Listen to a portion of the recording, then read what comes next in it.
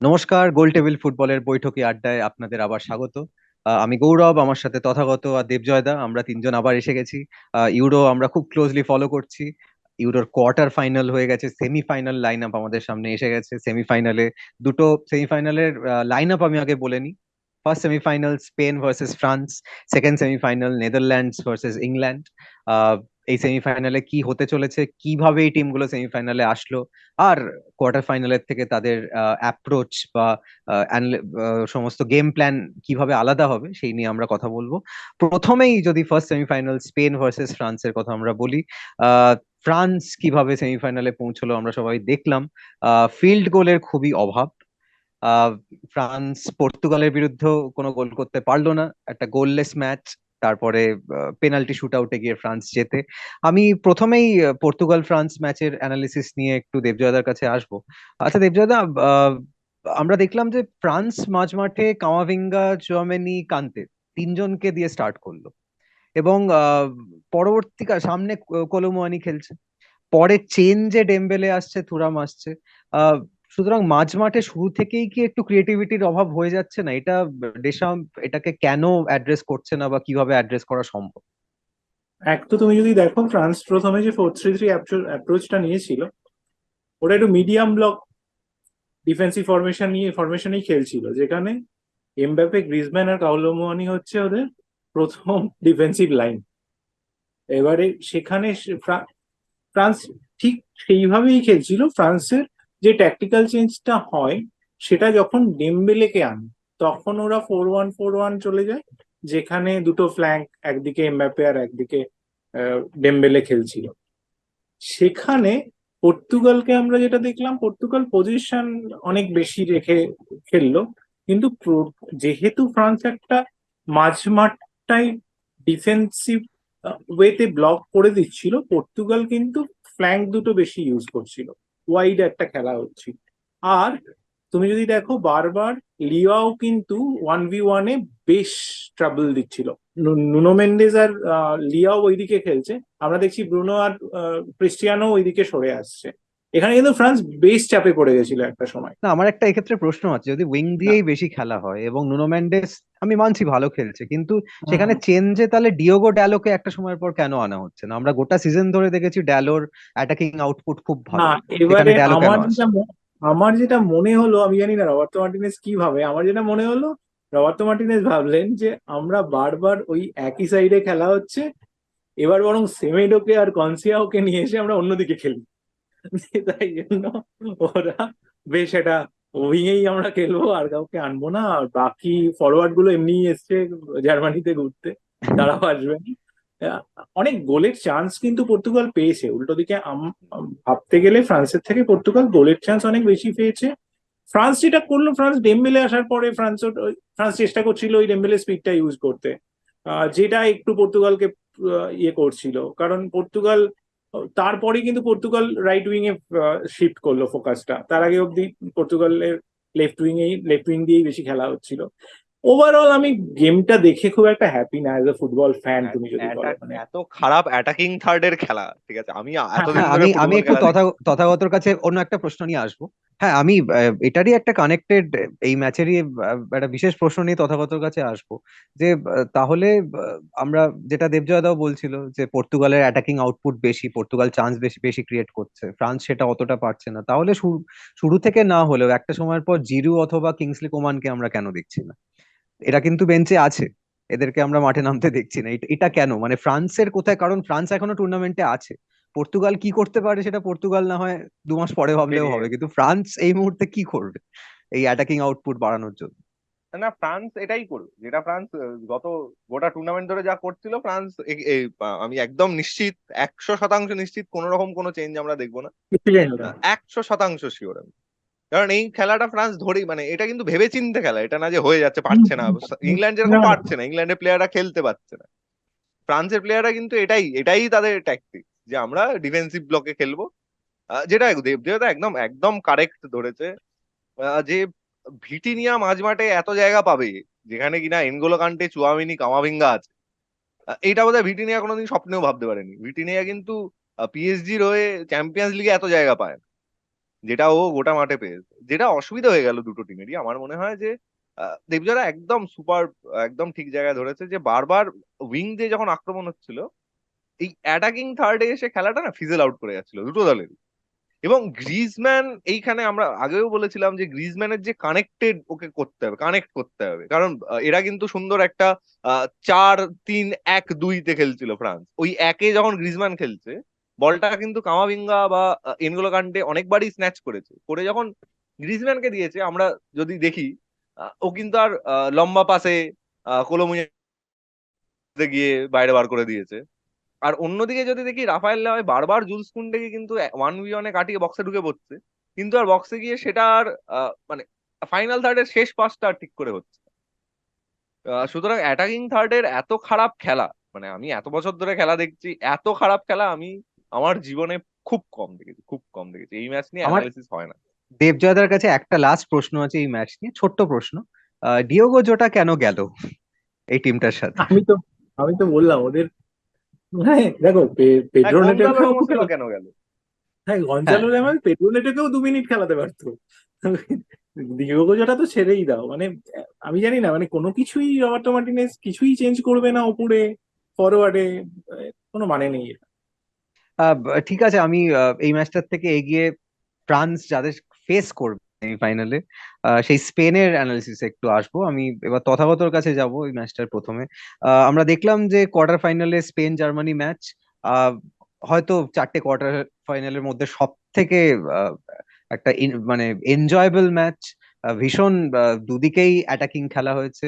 আহ, এই ম্যাচটার নানা রকম ভাবে অ্যানালিসিস হতে পারে, কিন্তু আমার প্রথম প্রশ্ন তথাগতর কাছে থাকবে যে প্রথমেই পেদ্রি বেরিয়ে গেল একটা চোট খেয়ে, এবং তার জায়গায় ড্যানি অলমো এলো। এটাই কি ম্যাচের টার্নিং পয়েন্ট হয়ে গেল অ্যাকচুয়ালি? হ্যাঁ, একদিক দিয়ে ভেবে দেখতে গেলে এটাই ম্যাচের টার্নিং পয়েন্ট, কিন্তু এই খেলাটা আমি মানে প্রচন্ড এনজয় করেছি। যেহেতু আমি মানে একটু, যারা একটু ফুটবলের ট্যাকটিক্স নিয়ে দেখতে খুব ভালোবাসে, তারা পুরো দাবার ছকে, দাবার দানের মতো খেলা হচ্ছিল। দুটো টিম 4-3-3 খেললেও এই যে যে জার্মানির যে 4-3-3, সেইখানে যে দুজন উইঙ্গার, সানে আর জামাল মুসিয়ালা, এরা কিন্তু উইং বড় করে খেলে না, এরা অনেক ভেতরে ঢুকে এসে বক্সের সামনে যে হাফ স্পেস গুলো থাকে সেইগুলোতে এসে জড়ো হয়। অন্যদিকে এই যে জড়ো হচ্ছে মাঝখানে, সেইটাকে প্রোভাইড করে, সেই বলটাকে হলো টনি ক্রুস। টনি ক্রুস কিন্তু রড্রির মতো একদম বেস অফ দ্য মিডফিল্ড না খেলে, ও কিন্তু প্রায় থার্ড সেন্টার ব্যাকের কাছাকাছি চলে এসে ওইখান থেকে বলগুলো সাপ্লাই করে। অন্যদিকে যদি স্পেনের কাছে যাই, স্পেনের যে দুজন উইঙ্গার, তারা কিন্তু সবসময় উইথটা মেনটেন করে। এবার এইখানে এমন একটা খেলা হলো যেখানে দুটো টিমই যা করতে চেয়েছিল ঠিক তাই তাই করলো। এই যে এমরে চানকে আনা হলো, এমরে চান কিন্তু এই পেড্রির এবং ফাবিয়ান রুইজের যে আহ, কি বলবো, মাঝখানে যে বল কন্ট্রোল করার যে টেন্ডেন্সি, সেটাকে আটকানোর জন্য এমরে চানকে আনা হয়েছে। আমরা বলেছিলাম আন্দ্রিচকে আমরা দেখবো রড্রিকে আউট অফ দ্য গেম করে দিতে পারে, সেটা কিন্তু করলো গুন্ডোগান। গোটা মানে মোটামুটি 50 মিনিট অব্দি ওর কিন্তু পিছন পিছন ঘুরে বেড়ালো, বেশ খেলা হচ্ছিল, একটা শূন্য শূন্য খেলা হচ্ছিল। বাদ সাধলো হলো এই পেড্রির ইঞ্জুরিটা। এবার পেড্রি বেরিয়ে যখন অলমো এলো, অলমো অনেক, এবং সেটা মজাটা হলো এখানে যে এই অলমো আসার এই যে ক্ষতি হয়ে যাচ্ছে, এটা কিন্তু নাগেলসম্যান বুঝতে পেরেছিল। ও কিন্তু গোলটা খাওয়ার ঠিক আগেই এমরে চানকে বসিয়ে আন্দ্রিজকে আনলো, এবং আন্দ্রিজকে যে কাজের জন্য আনা হয়েছিল, আন্দ্রিজ কিন্তু ঠিক সেই কাজটাই করছিল, যে ড্যানি অলমো যাতে বেশি জায়গা না পায়। এবং ঠিক কাজটা করতে গিয়ে একটু বেশি ঠিক করে ফেললো। আন্দ্রিজ অনেক বেশি ডিপে চলে গেল। ওটা যদি আরো দু পা যদি ওর নিজের পজিশনটা ঠিক করতো, তাহলে কিন্তু ড্যানি অলমো ওই গোলটা আর পায় না। ঠিক আছে, এরকম ভাবে এই এই যে ব্যাপারটা হচ্ছে, এইটা দেখে কিন্তু নাগেলসম্যান এক গোল খেয়ে যাওয়ার পরে যা হয়, অল আউট অ্যাটাকিং এর জন্য ওরা চলে গেল। অনেকগুলো চেঞ্জ আমরা দেখলাম, ফালকার কাই হ্যাভার্টসকে আমরা একসাথে দেখলাম। এইখানে আমার মনে হয় স্পেন যেটা ভুল করলো, স্পেন গেমে কিন্তু তখনও ছিল যখন এই অ্যাটাকিং চেঞ্জ গুলো জার্মানি করেছে। স্পেন যেটা ভুল করলো সেটা হলো যে দুটো উইঙ্গারকে একসাথে তুলে নিয়ে দুটো মিডফিল্ডার নামিয়ে দেওয়া হলো, মেরিনোকে নামিয়ে দেওয়া হলো, এবং গোলটা খেয়ে গেল। কিন্তু গোলটা খেয়ে যাওয়ার পরেও আহ, এই লুইস ডেলা ফন্টেও কিন্তু নিজের ভুলটা বুঝতে পারলো এবং সেটা শুধরে দিয়ে জেরার্ড মেরিনো, যেখানে কিনা প্রায় একটা ফলস নাইন পজিশনে খেলছিল নামার পর থেকে, ও কিন্তু নিচে চলে এলো, জোসেলু চলে এলো, জোসেলুকে সাবস্টিটিউট ইন করা হলো। এবং যে গোলটা হলো, সেই গোলটা কিন্তু এর কোনো ট্যাকটিক্যাল অ্যানালিসিস হয় না, এই গোলটাও কিন্তু ওই প্রথম গোলটার মতোই। দুটো টিম নিজেদের কাজ এত ভালো করে করছে যে ওখানে মিস্টেক ছাড়া তুই গোল দিতে পারবি না। তুই যে গোলটা দেখিস, ওখানে কিন্তু রুডিগার ফ্লাইটটা মিস করেছে, এবং রুডিগার 120 মিনিটে একবার ফ্লাইট মিস করেছে। এটা হতেই পারে। এবং সেখানে জেরার্ড মেরিনো যে গোলটা দিয়েছে ওটা দারুণ গোল, ওটা মানে ক্রিস্টিয়ানো রোনাল্ডো ওরকম হেড করলে আমরা বাবা করতাম। এই ম্যাচটা একটা অ্যাবসলিউটলি নিজের দুর্ধর্ষ মানে ম্যাচ। সেই নিজের শরীরকে সেই ভাষায় বলতে গেলে উতরে দিয়েছে, ধনুকের মতো বেঁকিয়ে একটা অসামান্য হেডার।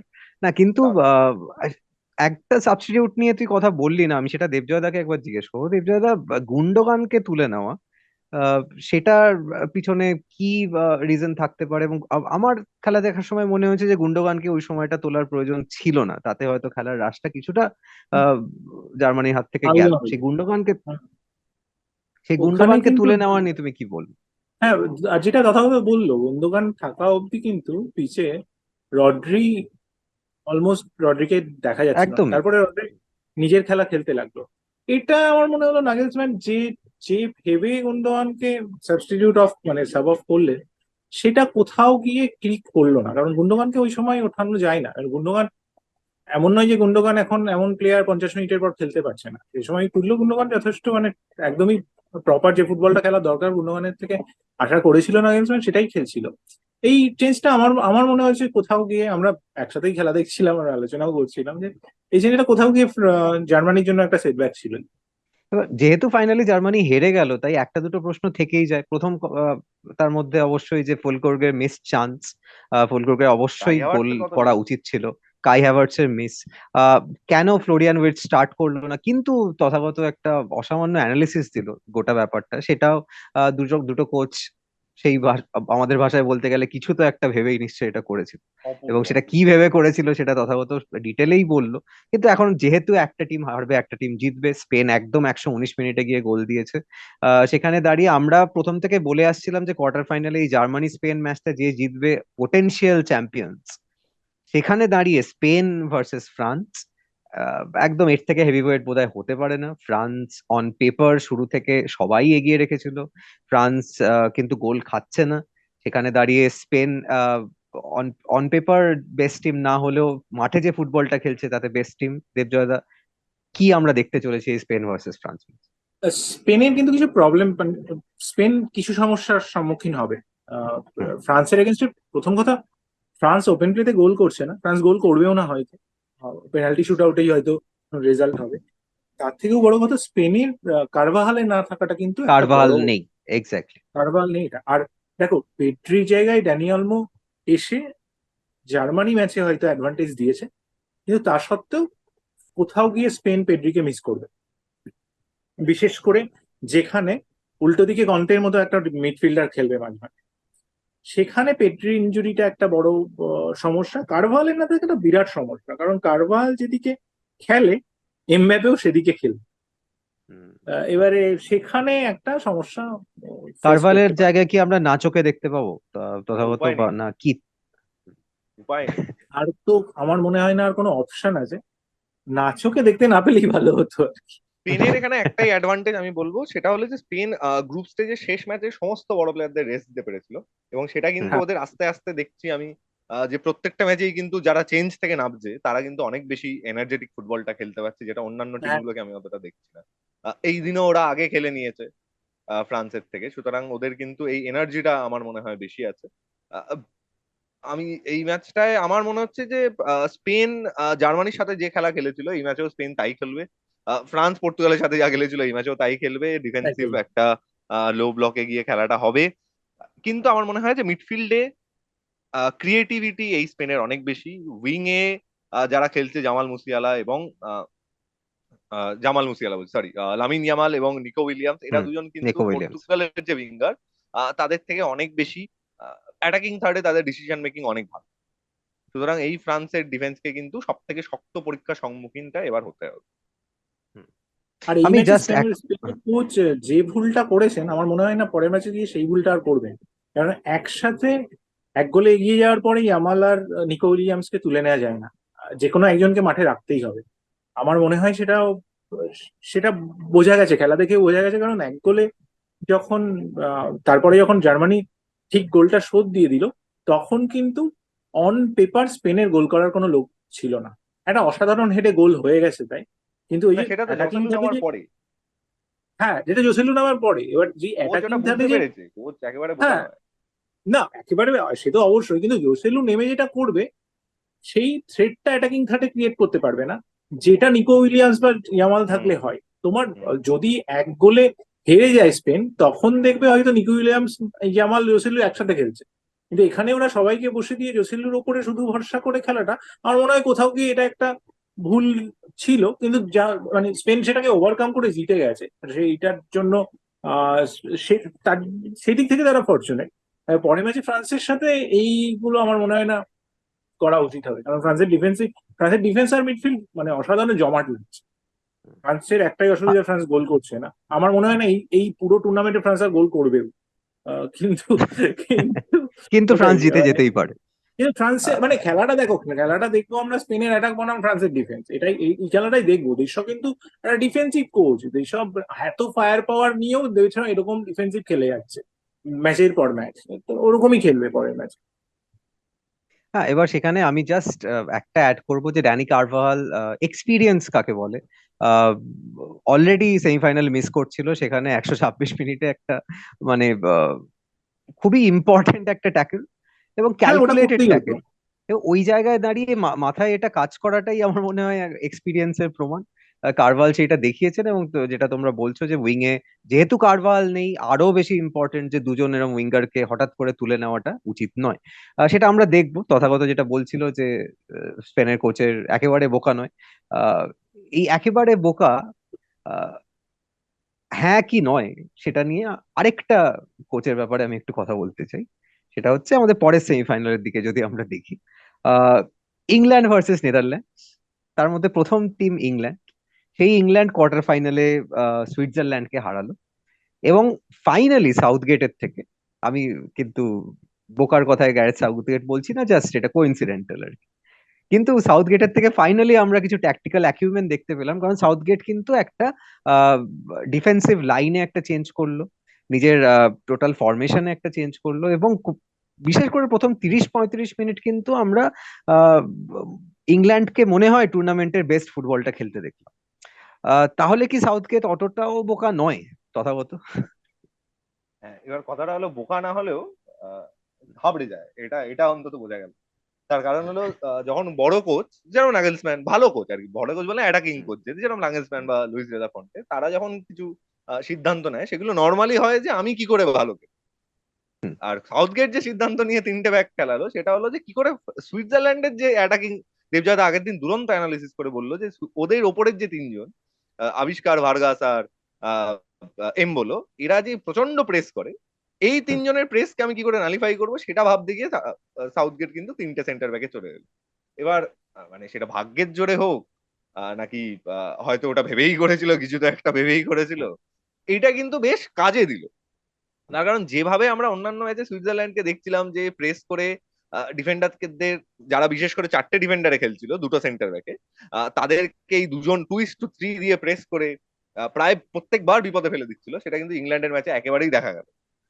সেখানে যেহেতু 3:3 হয়ে গেল, সুতরাং পিকফোর্ডের কাছে একটাই লম্বা বল, ওই ডিফেন্স চেরা পাস, কবি মাইনু আরেকবার দারুণ খেললো এই ম্যাচে, দুর্দান্ত প্লে কবি মাইনু। এখানে আরো একটা মজার জিনিস হলো যে এই 3টে ব্যাক খেলতে গিয়ে, মানে ওই বলে না যে ওই ডমিনোজ গুলো একটার পর একটা ফল করে যায়, এটা 3টে ব্যাকে খেলতে গিয়ে এবার ওকে, সাউথগেটকে, যেটা আমরা প্রথম দিন থেকে বলছিলাম, বাধ্য হতে হলো যে বেলিংহামকে বাঁ দিকে এবং ফোডেনকে ডান দিকে খেলাতে। এবং তাতে একটা বেশ ব্যালেন্স তৈরি হলো। এবং তুই যে বলছিলি ওই প্রথমে যে অ্যাটাকিংটা হচ্ছে, সেটা কিন্তু ওই ব্যালেন্সটা তৈরি হওয়ার জন্যই, ফোডেন যেহেতু ডান দিক থেকে বাঁ দিকে ড্রিফট করতে শুরু করে, সাকা কিন্তু এইখানে অনেক জায়গা পাচ্ছে। প্রথম তা অর্ধে আমি যা, আমার এখানে একটা প্রশ্ন, আমার একটা কথা যে আমরা কি একটু বেশি ক্রিটিক্যাল হচ্ছি না সাউথগেটের প্রতি? কারণ আমি যেটাকে আমি আমরা আসছি একদম কোইন্সিডেন্টাল সব, হিসাবে ধরে নিচ্ছি, এটা আমি হতেই পারে বলছি যে তার, সাউথগেট এটা ভেবে চিন্তেই করেছে। আমি বলছি কি ভেবে করেছিল সেটা, আমি আমি আসছি। তো কি ভেবে করেছিল সেটা, সেটার উত্তর আমি দেবো। সেটা হলো সাকা যখন একাধিক অনেকটা জায়গা পাচ্ছে, আমরা আগের ম্যাচে দেখছিলাম সাকা কিন্তু বারবার বল পাচ্ছে, যেখানে পিছনে কিন্তু ওর 2টো করে ম্যাচ। এইখানে যেহেতু ওরা 3টে নিচে 3টে ওপরে প্লেয়ার এবং তার সাথে শাখা ফাঁকা, শাখা কিন্তু বারবার ও পাচ্ছিল 1:1 হিসেবে বাঁদিকের যে প্লেয়ার, কখনো আবিষ্কার, কখনো বা আহ, রড্রিগেস, এদের দুজনকে যখন পাচ্ছিল বারবার, কিন্তু 1:1 ও কিন্তু পেরিয়ে চলে গেছে। এবং প্রত্যেকবার ডিফেন্ডার ভাবছিল যেহেতু বাঁপায়ের প্লেয়ার, ও কাট ইন করে বাঁপায়ে আসবে, ও কিন্তু সেটা করেনি। ও প্রত্যেকবার ফার্স্ট হাফে কিন্তু ভেতরের দিকে গেছে এবং একটা কাট ইন করে ক্রস দেওয়ার চেষ্টা করেছে। এবার এইখানে মজাটা হলো যে বক্সে যখন বল ফেলবো তখন তো কাউকে একটা আসতে হবে। আমরা যদি আহ, গোটা ইংল্যান্ড টিমের একটা পজিশনাল যদি একটা মানচিত্র যদি তুলে ধরি, সেইখানে আমরা দেখবো যে হিট ম্যাপ যদি বলিস আর কি, তাহলে হ্যারি কেন গোটা অ্যাভারেজে আর কি গোটা 120 মিনিটের বেশিরভাগ সময়টাই কাটিয়েছে সেন্টার সার্কেলের কাছে। তো শাখা যদি কেউ ভেতরে বলটা দেয়, তখন তো মানে আহ, কাউকে একটা সেন্টার বক্সে যেতে হবে যে গোলটা দেবে। এবার মজাটা হলো যে এই খেলাটা প্রথম 45 মিনিট চলার পর কিন্তু সুইজারল্যান্ডের যে কোচ সে কিন্তু এটা বুঝতে পারলো, সে কিন্তু 4 ব্যাকে চলে গেল। এবং তখনই আমরা দেখলাম যে এবার ইংল্যান্ড কিন্তু পিছোতে শুরু করেছে। মোটামুটি 50 মিনিটের পর থেকে সুইজারল্যান্ড অ্যাটাকের পর অ্যাটাক করছে, এবং যখন গোলটা হলো এমগুলো, আনফর্চুনেট গোল, ডিফ্লেকশনের স্টোনসের গায়ে লেগে ঢুকে গেছে, তখন কিন্তু প্রায় 10 মিনিট ধরে আমাদের মনে হচ্ছিল এইবার বোধহয় গোলটা খেয়ে গেল, এইবার বোধহয় গোলটা খেয়ে গেল, এবং তাই হলো, গোলটা খেলো। এবার তারপরে এবার আমার মনে হলো যে সাউথগেট বলে না, এবার এবার আর কিছু করার নেই, এবার অনেক কিছু করতে হবে, বলে একসাথে এবারিসি এই যে লুক শ, ইভান টোনি সবাইকে নামিয়ে দিল। এবং আমার যেটা মনে হয় যে, যেটা আমি আগের দিন বলছিলাম যে ওই শেষমেশ আর কি তোমায় যদি কেউ না জেতায় তাহলে ভাইব জেতাবে। এবং তাই দেখা গেল যে এবার এতগুলো ভালো প্লেয়ার একসাথে নামিয়ে দিয়েছে, এবার সেইভাবে খেলা হচ্ছে। এবং সাখা এখানে আরো ইম্পর্টেন্ট, সাখা আমার মতে এই ম্যাচে man of the match. Sakha যে গোলটা করলো, সারা দিন ধরে সাখা কিন্তু একবারও কাট ইন করেনি, ওই একবারই ও কাট ইন করলো এবং সেই শট থেকে গোল। এবং দুর্ধর্ষ খেলা সাখার। এইবার তুই ভাব 120 মিনিটে, যখন মানে সরি 90 মিনিটের পরে এইবারের টিমের যে যদি আমরা মানচিত্রটা দেখি, ঠিক আছে, সেটা কিন্তু তাহলে একটা ব্লব, মানে 4টে প্লেয়ার একদিকে, 4টে প্লেয়ার একদিকে, মানে ওটা ফরমেশনটা হলো মানে এইরকম না, এইরকম হয়ে গেছে, এইদিকে 4টে প্লেয়ার, এদিকে 4টে প্লেয়ার। সেই নিয়ে ইংল্যান্ড 120 মিনিট কিন্তু খেললো, এবং 120 মিনিট খেললো শুধু না, সার্ভাইভ করলো। ঠিক আছে, এইখানে কিন্তু আরেকটু হলে, ওই যে তুই বলছিস না কোইন্সিডেন্স না, একেবারে কারণবশত কিন্তু সাউথগেট গোলকে হেরে যেত এই ম্যাচটা, সেখানে সুইজারল্যান্ড ক্লিনিক্যাল হতে পারেনি তাই। তো এই কারণবশত ইংল্যান্ড হেরে যেত, কিন্তু ইংল্যান্ড তো হেরে গেল না। সেই ইংল্যান্ড যে হেরে গেল না, সেটাতে আমি দেবজয়দার কাছে আসছি। আহ, আমি আমি আমি আমি লু- একটু বলতে চাই, একটা একটা বড় কারণ হলো যে ইংল্যান্ড হেরে গেল না, তার একটা বড় কারণ হলো তুই যদি পেনাল্টি কারা নিয়েছে দেখিস হ্যাঁ, আমি ইংল্যান্ডের। সেইটার কথাতেই আসছি দেবজয়দার কাছে। আমি একটু তোর কাছে আসবো, আগে হ্যাঁ, দেবজয়দাকে আমি এটা বলে নিই যে দেবজয়দা, ইংল্যান্ড কি এই যে হেরে গেল না, পেনাল্টির কার্ডসটা ইংল্যান্ড পার্মানেন্টলি কাটিয়ে ফেললো? ইংল্যান্ড কি এরপর থেকে পেনাল্টি শুট আউট যত হবে সেগুলো তাহলে জিততেই থাকবে? কারণ পেনাল্টি শুট আউটে ইংল্যান্ডের সময় এখন অতটা খারাপ চলছে না যেটা আগে চলছে। পেনাল্টি শুট আউটের জন্য আমার মনে হয় ওরা প্রিপেয়ার ছিল। তুমি যদি দেখো, খুব হিসেব করে ছক করে 5 জনকে দেয়া হয়েছে যারা পেনাল্টি মারবে। Ivan Toney, Trent Alexander Arnold, মানে এরা সবাই পেনাল্টি, মানে হয়তো সবাই অবাক হবে পেনাল্টিতে যাচ্ছে তখনও হ্যারি কেনকে বসিয়ে দেওয়া হচ্ছে। এটা কিন্তু ওই কিছুটা কিছু তো একটা ভেবেই আমার মনে হয় পেনাল্টি শুট আউটের জন্য ইংল্যান্ড নিজেকে প্রস্তুত করে ফেলেছে দেখে মনে হচ্ছে। এবং এই পেনাল্টি শুট আউট নিয়ে তথাগত কিছু বলতে চাইছি। হ্যাঁ, আমি একদমই ওটাই দেবদাদার কথাটাই আমি বলছিলাম, যে যে 5 জনকে নেওয়া হয়েছে তাদের মধ্যে 3 জন কিন্তু নিজেদের ক্লাবের হয়ে পেনাল্টি না, তারা কিন্তু ওয়ার্ল্ডের one of the best penalty taker. ঠিক আছে, এবং মজাটা হচ্ছে যে এখানেও একটা মানে গল্প আছে, সেটা হলো যে আমাদের একটা ছবি ভাইরাল হচ্ছে যে পিকফোর্ডের বোতলের পিছনে আহ, সুইজারল্যান্ডের প্লেয়াররা নর্মালি কোন দিকে পেনাল্টি মারে এটা কিন্তু ও লিখে নিয়ে গেছিল, এবং লিখে নিয়ে গিয়ে ও প্রথম পেনাল্টিটা ষাঁড়ের যেখানে লেবার ছিল, ষাঁড় ডান দিকে মারবে, ঠিক আছে, ও কিন্তু বাঁ বাদিকে দিকে মারলো। ঠিক আছে, এখানেও কিন্তু একটা মানে গল্প থেকেই যাচ্ছে। Just England, speak for things আর কি। হ্যাঁ, জাস্ট পিকফোর্ড থিংস এবং জাস্ট সাউথগেট থিংস। ইংল্যান্ড যে নেদারল্যান্ডস কে ফেস করবে, ফুটবলের স্বার্থে আমি চাইবো যে, আবার বলছি যে আবার আমরা আবার আমরা যেন একটা ইংল্যান্ড ফ্রান্স ফাইনাল আমাদের দেখতে না হয়। আর তাহলে সেই ইংল্যান্ড যে নেদারল্যান্ডস কে ফেস করবে, নেদারল্যান্ডস কে তাহলে ইংল্যান্ডকে হারাতে কি করতে হবে? নেদারল্যান্ডস এই ম্যাচে টার্কিকে হারিয়েছে, এবং আমার একটা মনে হয় প্লেনের যদি টিকিট বুক করতে হবে, কালীঘাটে আসতে হবে, একটু পুজো টুজো দিতে হবে, না হলে খুব গোল করার লোক খুব খুঁজতে হবে। মুশকিল। না, কিন্তু যদি মানে স্পেন জার্মানি ছাড়া আরেকটা ম্যাচ যেটা কিছু মানে বেশ ভালো রকম এনজয় করা গেছে, সেটা হচ্ছে টান টান নেদারল্যান্ড টান টার্কি টান ম্যাচ। উত্তেজনা। টান টান একটা ম্যাচ হয়েছে, টার্কি প্রথমে এগিয়ে যায়, তারপর নেদারল্যান্ড কামব্যাক করে সেকেন্ড হাফে ডমিনেট করে 2-1 জিতে যাচ্ছে। টার্কি হয়তো শেষ একটা আন্ডারডগ টিম বাকি ছিল এই টুর্নামেন্টে। এই ম্যাচটা নিয়ে দেবজয়দা তুমি বলো। আমি জাস্ট ওয়ান্স এগেন নেদারল্যান্ডের মাঝমাঠ যেটা স্টার্ট করেছে, সেই স্টার্টিং লাইন আপে বার্গওয়াইন আছে, সিমন্স আছে, শুটেন আছে। হয়তো অনেকেই ওয়াইনালডুমকে এখনো দেখতে পাচ্ছে না, গ্র্যাভেনবার্চকে এখনো দেখতে পাচ্ছে না, সেইটা নিয়ে প্রশ্ন তুলবে। তাহলে নেদারল্যান্ডস এর মাঝমাঠটা নিয়ে আমার তোমার কাছে প্রশ্ন, কারণ নেদারল্যান্ডস এর ডিফেন্স যদিও গোল খেয়েছে গোটা টুর্নামেন্টে, ডিফেন্স নিয়ে খুব বেশি প্রশ্ন করার জায়গা নেই, কারণ তারা world beaters, on paper one of the best defence, নিজেদের দিনে তারা অপ্রতিরোধ্য হয়ে উঠবে, কিন্তু মাঝ মাঠের ফরমেশন কি তোমার ঠিক মনে হলো যেটা দেখলে? মাঝমাঠের ফরমেশন ঠিক মনে হলো না। কিন্তু আমি যেটা বলবো এখানে, তার হুম। আগে তো তোমার প্রশ্নে আসার আগে, এখানে কিন্তু কোম্যান খেলাটা ভালো রিড করলো একটা সময় পর। তুমি যদি দেখো এই ম্যাচে, যে নেদারল্যান্ডসের হয়ে যে যত ভালো খেলুক, এই ম্যাচে ক্রুশিয়াল মানে ক্রুশিয়াল রোলটা প্লে করে দিয়েছে ওয়েঘহর্স্ট। ওয়েঘহর্স্ট কিন্তু, আর ওয়েঘহর্স্টের ডিফেন্সিভ প্লেও দারুণ। একটা বলও বাঁচিয়েছে, মানে পুরো শরীর ছুড়ে দিয়ে। ও না হলে ওখান থেকে তুর্কি ওটা হয়তো তুর্কি গোলই করে দিত। ওটা কিন্তু ওটা কিন্তু আহ, যে পুশটা বলে না, যে পুশটা নেদারল্যান্ডসের দরকার ছিল, সেটা কিন্তু কোম্যান বুঝে, সেটা কিন্তু নেদারল্যান্ডস পেলো ওয়েঘহর্স্টের মধ্যে দিয়ে। আর কারণ যখন ওয়েঘহর্স্টকে নামানো হলো, তার আগে কিন্তু মানে নেদারল্যান্ডের একটা সময় মনে হচ্ছিল দেয়ালে পিঠ থেকে গেছে। মানে কিছুই ঠিকঠাক হচ্ছে না। তুর্কি তখন পুরো খেলাটাকে কন্ট্রোল করছে। আর আমরা তুর্কির অ্যাটাকিং খেলা নিয়ে আমরা আগে আলোচনাও করেছি। অনেকগুলো ক্রিয়েটিভ বাচ্চা ইয়াং টিম, বাচ্চা ছেলে। যখন ওয়েগনস নামলো তখন নেদারল্যান্ডস একেবারেই মানে দেয়ালে পিঠ থেকে গেছে। সেখানে কিন্তু ওয়েগনসের নামাটা আমার মনে হলো যে বেশ একটা ক্রুশিয়াল সাবস্টিটিউট। ওই পুজো টুজো দিতে হবে, গোল টোল করতে হবে, আর ডিপাই এর মতো একটা প্লেয়ার যদি এরকম মিসের পর মিস করে যায়, তাহলে মুশকিল আছে। মানে এরকম এরকম তো হতে পারে না। দেখো, খেলবে তুমি ইংল্যান্ডের এগেনস্টে, প্রত্যেকবার তুমি 65 মিনিটে ওয়েঘর্সকে নিয়ে আসবে আর ওরকম বল মাথায় করে রাখবে, এই খেলা হবে না সেমিফাইনালে। এর বদলে কিছু একটা করতে হবে, আর একটু মাঝে মাঠে ক্রিয়েটিভিটি লাগবে। ডিফেন্স বাজে খেলছিল এই দিন, ডিফেন্স কিছু সময় মনে হচ্ছিল একটু নড়বড়ে। গোলকিপার ভালো খেলছে, আমি বলবো। আর ভ্যান এবং আমরা ডিভিনও। নেদারল্যান্ডস এর গোলকিপারকে কিন্তু আমরা ক্রিটিসাইজ করে শুরু করেছিলাম আমাদের যখন হ্যাঁ, প্রথম হ্যাঁ, প্রি ইউরো কিন্তু অ্যানালাইসিস এসেছিল। হ্যাঁ, এই ম্যাচে কিন্তু দারুণ একটা ড্রাইভিং সেভ দিয়েছে। এই ম্যাচে কতগুলো ক্রুশিয়াল ব্লক, মানে কতগুলো ক্রুশিয়াল ইয়ে মোমেন্ট ছিল নেদারল্যান্ডস গোলকিপারের থেকে। ভ্যান ডিভেনের খেলাও আমার কিন্তু এই ম্যাচে অনেক বেটার লেগেছে টুর্নামেন্টের আগের ম্যাচগুলোর থেকে। ভ্যান ডাইক আস্তে আস্তে, দেখো, বড় প্লেয়ার, ক্যাপ্টেন, আশা করাই যায় যে এরপরে আরো বেটার ফুটবল আমরা ভ্যান ডাইকের কাছ থেকে দেখবো। সেদিক থেকে যদি গাকপো পুরো টুর্নামেন্ট ভালো কেটেছে, আমরা বলেছি Gakpo man of the tournament হওয়ার দাবিদার। এবার গাকপোর সাথে ওপরে একজন গোল করার লোক, আর মাঝে মাঠে একটু ক্রিয়েটিভিটি। ইংল্যান্ডের সাথে জিততে গেলে নেদারল্যান্ডসে এই দুটো জায়গায় একটু ফোকাস করতে হবে। হুম। না, আমি মাঝমাঠ নিয়ে প্রশ্নটা শুরু করলাম কারণ আমার একটা বেসিক থিওরি আছে যে মাঝমাঠে হ্যাঁ, বলো। বার্গওয়াইনকে নিয়ে শুরু করলে ম্যাচ জেতা যাবে না, ঠিক আছে? না, কারণ বার্গওয়াইনকে আচ্ছা, মাঝমাঠে শুরু করিয়ে টুর্নামেন্ট জেতাটা খুব কঠিন।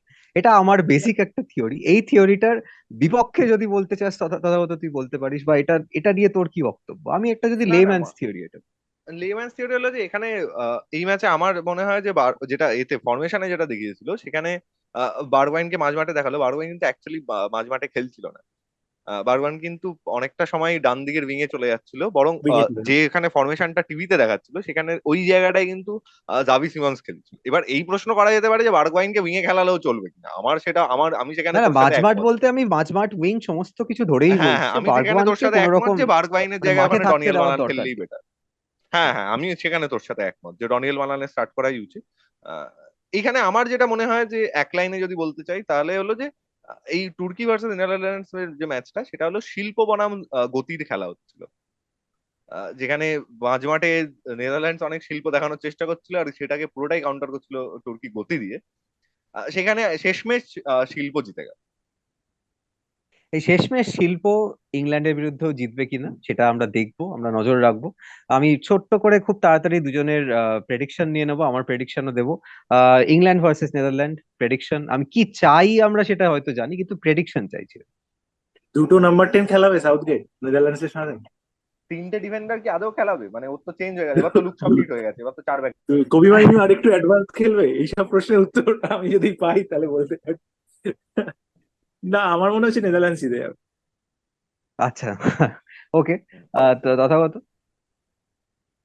Netherlands, Netherland. আমার মনে হয় এটা ইংল্যান্ড জিতবে, কারণ ইংল্যান্ডকে যখন স্লোভাকিয়া হারাতে পারেনি তারপর আর কিছু করার নেই। আর আটকানো যাবে না, কামিং হোম। হ্যাঁ, কামিং অন, কিছু করার নেই, কারণ আমি ভেবেছিলাম ওখানেই আটকাবে, ওখানটা পেরিয়ে গেছে, এরপর জেতার পুরোপুরি চান্স। আর সেকেন্ড, বা যেটা first semifinal actually, France versus Spain. এটাতে আমি বলবো স্পেন জিতবে। এটা আমারও ভালো। Prediction, Spain. Spain Spain Spain জিতবে। সুতরাং অনেক ইউনানিমাস গোল স্পেন। করবে, 2-0 গোলে স্পেন জিতবে। আচ্ছা, স্পেন ইউনানিমাস প্রেডিকশন। নেদারল্যান্ডস আমরা চাই জিতুক, কিন্তু আমার প্রেডিকশন ইংল্যান্ড, ওদের দুজনের প্রেডিকশন নেদারল্যান্ডস। দেখা যাক কোনটা ঠিক হয়। আমরা ফিরে আসবো সেমিফাইনালের পরে, সেমিফাইনালের অ্যানালিসিস নিয়ে, ফাইনালের প্রিভিউ নিয়ে। আপনারা সবাই ইউরো কাপ দেখতে থাকুন, আমাদের চ্যানেল ফলো করতে থাকুন, আমাদের সমস্ত সোশ্যাল মিডিয়া হ্যান্ডেল ডেসক্রিপশনে আপনারা পেয়ে যাবেন।